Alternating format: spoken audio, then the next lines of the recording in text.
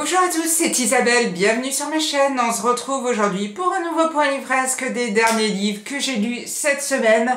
J'ai lu trois livres qui restent quand même assez courts. Je suis passée par toutes les émotions, ça a été une semaine très bizarre au niveau livresque. Je commence tout de suite par le premier livre que j'ai lu. J'ai lu Nos corps étrangers de Karine Joachim. C'est paru à la Manufacture de livres. Et je trouvais la couverture très belle. Et en regardant cette couverture, je savais pas vraiment à quoi m'attendre. J'ai commencé ce livre, on est avec Elisabeth et Stéphane. C'est un couple, ils ont une fille qui s'appelle Maëva. Ils habitaient en région parisienne dans une sublime maison et ils ont voulu déménager pour être plus au calme. Ils se sont donc acheté une nouvelle maison à la campagne pour prendre un nouveau départ.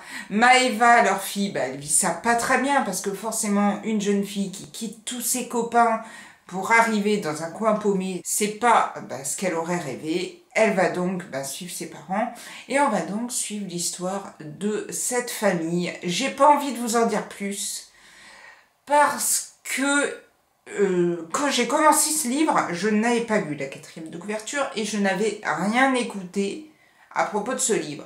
Et je me suis lancée comme ça dans ce roman.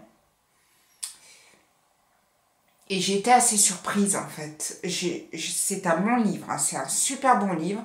Mais comme je ne savais pas de quoi ça parlait, forcément, j'ai commencé. Je me suis dit, ah, ça parle de ça. Et après, j'ai continué, j'ai fait, ah. Et plus ça allait, plus je me disais, mais je voyais pas du tout où l'auteur voulait nous amener. Et je trouvais que ça partait un peu dans tous les sens. Et je me disais, mais où est-ce qu'elle veut nous amener? Voilà, je n'en dirai pas plus, mais c'est vrai que ce livre, je ne m'y attendais pas du tout, mais il m'a totalement bouleversée. Le seul problème, c'est qu'il faut aller jusqu'au bout. Voilà. C'est-à-dire qu'il faut vivre tout ce qui s'est passé avant pour se dire, ah ouais. Parce que c'est vrai que si vous commencez ce livre, ce que j'aurais pu faire, hein, c'est commencer le livre et me dire, oh là non, parce que vous allez voir, le début, c'est pas du tout ce que j'ai l'habitude de lire. Hein. Et voilà. Et après, plus ça avance, alors c'est pas non plus le livre de l'année, mais ça reste quand même une lecture, mais je veux dire, je suis restée quoi. Mais je vous conseille vraiment de découvrir, surtout qu'en plus, il n'est pas vraiment très long. Si vous avez l'occasion de tomber dessus dans votre médiathèque, peut-être pas forcément l'acheter, si vous hésitez un peu. Moi, c'est vrai que je ne l'ai pas acheté, je l'ai trouvé au travail. Franchement, n'hésitez pas à tenter l'aventure. Et après ce livre, je me suis demandé, mais qu'est-ce que je vais bien pouvoir lire après un tel bouquin? Et j'avais vu que mon libraire préféré avait parlé du Démon de la colline aux loups en disant que c'était un super coup de cœur pour lui. C'est écrit par Dimitri Rouchon-Bory. C'est paru aux éditions Le Tripode. Et c'est la première fois que je lis un livre de cette maison d'édition. Et je crois que c'est son premier roman. Donc forcément, je n'avais jamais lu cet auteur-là non plus. Je trouve la couverture très belle. On est ici au début du livre avec le narrateur. C'est un homme, il est en prison, on ne sait pas pourquoi. Et cet homme va donc nous parler de sa vie dans la colline aux loups, la maison où il habitait quand il était plus jeune avec sa famille. Sa famille qui était composée de deux parents qui abusaient de leurs enfants, qui leur faisaient vivre des choses impossibles, horribles, et cet enfant va être scolarisé et au moment de sa scolarisation, une scolarisation un peu forcée, hein, et au moment de sa scolarisation, la maîtresse va sentir qu'il y a quelque chose qui ne va pas et donc on va commencer à partir justement dans l'histoire de ce jeune homme, dans l'histoire de cette famille, parce qu'il y a aussi des relations avec les frères, les sœurs, des choses qui se passent et tout, des attachements plus ou moins normaux.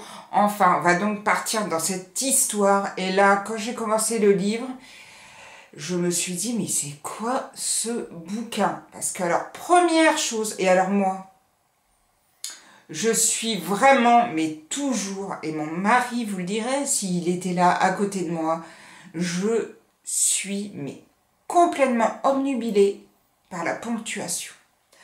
Je sais pas, c'est quelque chose, j'aime bien des phrases bien ponctuées avec des virgules, des points, machin. Là, il n'y a aucune virgule durant tout le bouquin. Je n'ai pas vu une virgule. Alors vous allez vous dire, ouais, franchement, on s'en fout des virgules. Sauf que moi, ça m'a totalement... C'est pas bloqué, mais tout le long du livre, je me suis dit, mais c'est quoi ces phrases sans virgule? Et pour moi, alors peut-être que les autres, parce que j'ai pas vu d'autres personnes qui sont plus pleins que ça, mais pour moi, ça a été très dur à lire. Je ne peux pas, en fait, j'ai du mal à la lire parce qu'il n'y a pas cette fameuse ponctuation de virgule de...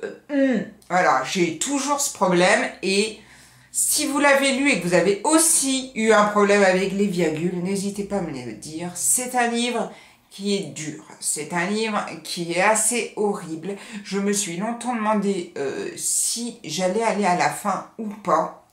Parce que c'était vraiment affreux. Alors, bon, pas dire non plus que je voulais un livre qui me fasse mourir de rire après Les corps étrangers. Hein. Mais bon, c'était peut-être pas le bon choix. Alors, je suis quand même allée au bout du livre. J'étais essoufflée. C'est un livre qui est tellement difficile que... on emmagasine comme ça plein de choses horribles. Je me suis pas forcément accrochée au personnage. Maintenant... faites-vous votre opinion. Alors, on va pas dire que ça a été non plus un flop total, du tout. Je trouvais l'histoire intéressante. J'ai quand même trouvé le personnage intéressant, même s'il m'a pas plu. J'ai trouvé vraiment ses relations, tout ce qui s'est passé avec les maîtresses, tout ce qui s'est passé dans la vie de ce personnage qui l'a conduit en prison. J'ai pas envie de vous en dire plus, donc je vous laisse le découvrir. Ça reste quand même un bon livre, mais bon, c'était peut-être pas le bon moment pour le lire. En tout cas, faites-vous votre opinion. Si vous avez l'occasion de tomber dessus, testez, à moins que vous soyez une maniaque de la virgule. Je reviens là-dessus, mais alors je suis omnibulée par ce genre de choses. Et vous allez voir que peut-être que vous aussi, ça va un petit peu... vous bloquez. Enfin bon, il y a peut-être que moi. Hein. Franchement, après ces deux livres, qui étaient quand même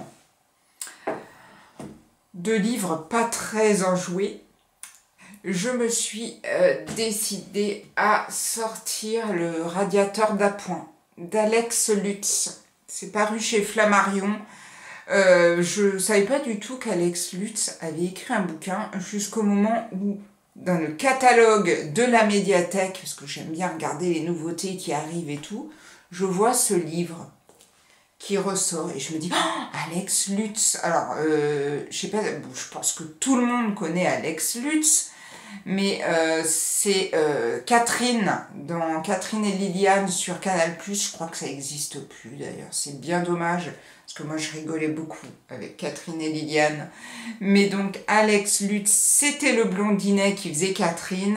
Et j'avais vraiment beaucoup aimé cet humoriste. Je trouve qu'il a vraiment un côté un peu décalé. Un peu snobinard, mais très marrant. Et j'avais envie de découvrir son bouquin. Parce que forcément, un livre qui s'appelle Le radiateur d'appoint. On se demande vraiment... de quoi ça va pouvoir parler. Je n'avais pas regardé la 4e de couverture et je dois dire qu'au premier chapitre, j'ai été assez surprise puisque dans ce livre, le narrateur, c'est le radiateur d'appoint. Et on va donc suivre la vie de cette gamme de radiateurs d'appoint et ce qui va se passer de...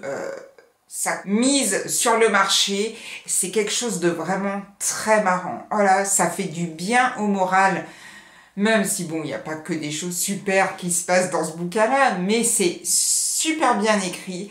Ça amène quelque chose que je n'avais jamais vu et j'ai adoré, moi, découvrir ce radiateur. C'est pas un coup de cœur parce que bon, forcément, il manquait des petites choses.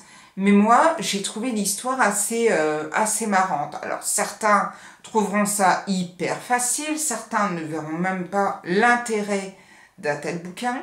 Mais forcément, après les 2 bouquins d'avant, j'étais bien contente de tomber sur celui-ci. On a donc toute une myriade de personnages. Alors, c'est peut-être aussi... Moi, j'ai un peu du mal. Alzheimer me guette, mais des fois quand il y a trop de personnages, je suis là, alors attends, lui c'était qui? Mais lui par rapport à lui, est-ce que c'est quelqu'un? Et on a plusieurs comme ça personnages. J'ai surtout eu des problèmes avec des personnages qui travaillent dans le supermarché où est vendu ce radiateur d'appoint, parce qu'il faut vraiment savoir qui est le supérieur de qui est la caissière, qui est la chef des caissières, qui est le vendeur et le supérieur du vendeur. Bref, ça c'est mon problème. J'aurais dû l'écrire parce que c'est vrai que quand il y a trop de personnages, pour moi, mamie, elle a un petit peu de mal à ramer. Maintenant, ça reste un super livre. J'ai ri. J'ai vraiment passé un très très bon moment. Je ne peux que vous le conseiller si vous avez vraiment envie de...